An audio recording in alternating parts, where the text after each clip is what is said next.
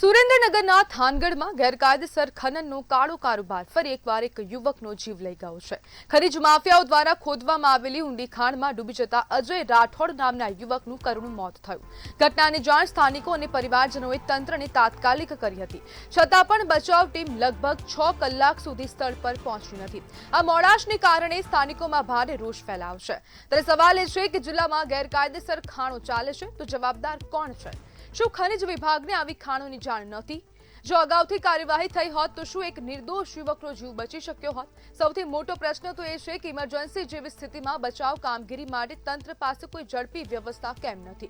એકના એક દીકરાના મોતથી પરિવાર પર આકાશ તૂટી પડ્યું છે, પરંતુ હવે જરૂરી છે કે માત્ર તપાસના આદેશો નહીં પણ ગેરકાયદેસર ખનન ચલાવનારાઓ સામે કડક કાર્યવાહી થાય અને આવી જીવલેણ ખાણો તાત્કાલિક ધોરણે બંધ કરાવવી જોઈએ। અને તંત્રને જાણ છે કે આ વિસ્તારોમાં ગેરકાયદેસર ખનન થઈ રહ્યું છે। ગેરકાયદેસર રીતે હવે ખનન માફિયાઓ બેફામ બની રહ્યા છે। અસંખ્ય હવે ખાણો ખોદી પાડવામાં આવી છે, છતાં પણ તંત્ર નિષ્ક્રિય હોય તેવું સ્પષ્ટપણે લાગી રહ્યું છે। વારંવાર સ્થાનિકો રજૂઆતો કરી રહ્યા છે, છતાં પણ રજૂઆતોનું કોઈ પણ સમાધાન થતું નથી, સમસ્યાનો ઉકેલ આવતો નથી। જો વારંવાર હવે નાગરિકો રજૂઆત કરી રહ્યા છે, નાગરિકોને ખબર છે કે આ જગ્યા પર આ વિસ્તારમાં ગેરકાયદેસર રીતે ખનન થઈ રહ્યું છે, છતાં પણ કેમ તંત્ર આંખ આડા કાન કરી રહ્યું છે? તંત્રને જાણ છે છતાં પણ કેમ કામગીરી કરાતી નથી? હવે આવા ખનીજ માફિયાઓની સામે હવે ખનીજ માફિયાઓ પર કોની છત્રછાયા છે તેવા અનેક સવાલો અહીંયા ઉભા થઈ ગયા છે। અને આજ મુદ્દે આપણી સાથે ચર્ચા કરવા માટે કોંગ્રેસના આગેવાન ગોપાલ મકવાણા જોડાઈ ગયા છે। ગોપાલભાઈ, ગેરકાયદેસર ખનનના કારણે વધુ એક નિર્દોષ યુવકનો ભોગ લેવા આવશે, શું કહેશો? હવે આ થાનગઢમાં ઘણા સમયથી ગેરકાયદેસર ખનન થતું આવ્યું છે અને ઘણા ખાડાઓ એવા છે કે તંત્ર દ્વારા ને સરકાર દ્વારા આની પાછળ પગલા લેવામાં આવતા નથી અને આવા નિર્દોષ બાળકોના જીવ જતા હોય છે। ત્યારે હવે ક્યારે તંત્ર જાગશે એ જોવાનું રહ્યું। ખનન માફિયાઓ પર કોની છત્રછાયા છે? સરકારની જ હોય ને, ત્યાંના જે કઈ મળીને જે કઈ કામ કરી રહ્યા છે તે સરકારની અંદર પેલી વખત છે સરકારમાં ખનન કરનારા।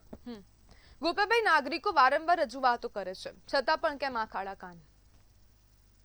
તંત્ર આંખ આડા કાન કરે છે એટલા માટે। તો ગોપાલભાઈ, આપને શું લાગે છે કે આ સુરેન્દ્રનગર વિસ્તારનો જેટલો પણ પટ્ટો છે ત્યાં ગેરકાયદેસર રીતે ખનન થઈ રહ્યું છે, તો હવે આ રોકાશે ક્યારે? જનતા જાગૃત થાય અથવા સરકારમાં બદલાવ આવે ત્યારે થશે। ત્યાં સુધી તો મને નથી લાગતું કોઈ ફેરફાર થશે। સાયલા હોય કે મૂળી હોય કે થાન હોય, દરેક જગ્યાએ ખનન થઈ રહ્યું છે।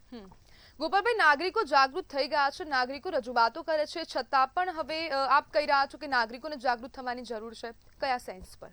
ખનીજ વિભાગમાં ઘણા પ્રશ્નો પેન્ડિંગ પડ્યા છે, છતાંય ખનીજ વિભાગ છે ને હપ્તા ખાઈને આંખ આડા કાન કરે છે। તો ગોપાલભાઈ, આપને લાગે છે કે ઉચ્ચ અધિકારીઓને ખબર હશે કે નીચેના અધિકારીઓ હપ્તા ખાઈ રહ્યા છે? ઉચ્ચ અધિકારીઓને 100% ખબર જ છે, તો કામગીરી કેમ નથી થતી? હવે આની પાછળ છે ને સરકારના જે કઈ સરકારની અંદર સંડોવાયેલા છે ને એના હિસાબે આગળ કામગીરી નથી થતી એવું દેખાઈ રહ્યું છે। ગોપાલભાઈ, આપને શું લાગે છે કે આ ગેરકાયદેસર જે ખનીજ ખનન થઈ રહ્યું છે તો તેને રોકવા માટે શું કરવું જોઈએ? એને રોકવા માટે સારા અધિકારી આવે કદાચ।